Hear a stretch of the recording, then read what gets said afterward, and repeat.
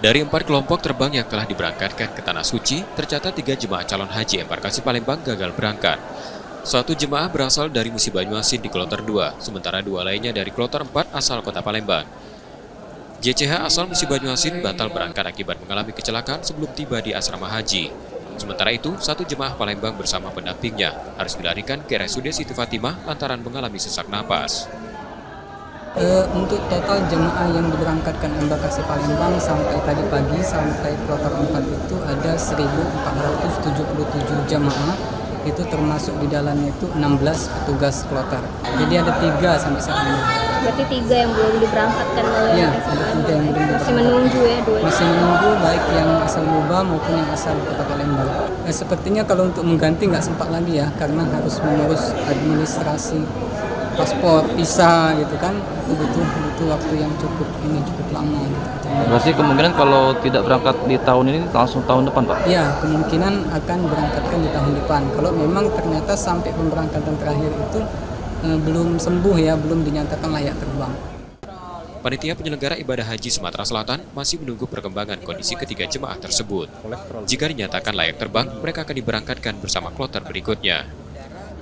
Untuk hasil pemeriksaan sekarang dalam proses pengawasan dokter di Rumah Sakit Siti Fatimah. Untuk diagnosa lengkapnya, jelasnya itu masih belum diketahui ya, karena dalam proses.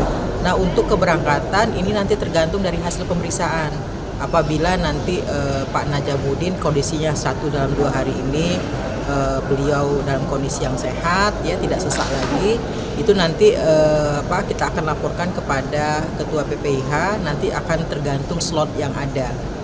Untuk kondisi di Tanah Suci, kami mendapatkan informasi dari teman-teman yang sudah dari kloter 1 sampai dengan 3, alhamdulillah semua jemaah kita dalam kondisi yang sehat ya. Untuk resiko penyakitnya yang sudah di Tanah Suci ada nggak? Untuk yang di Tanah Suci belum ada laporan kepada kami ya. Jadi memang saat ini suhu di Tanah Suci itu 36 derajat Celcius. Nah, ada beberapa jemaah yang dari embarkasi lain itu memang ada yang memang terkena gagal jantung dan sebagainya. Tertinggi itu ya masih didominasi dengan penyakit hiperkolesterol ya, dan penyakit hipertensi, diabetes. Nah, itu penyakit dan penyakit usia di atas 60 tahun, orang tua ya. Sementara itu, jemaah yang telah tiba di Tanah Suci dilakukan dalam kondisi sehat.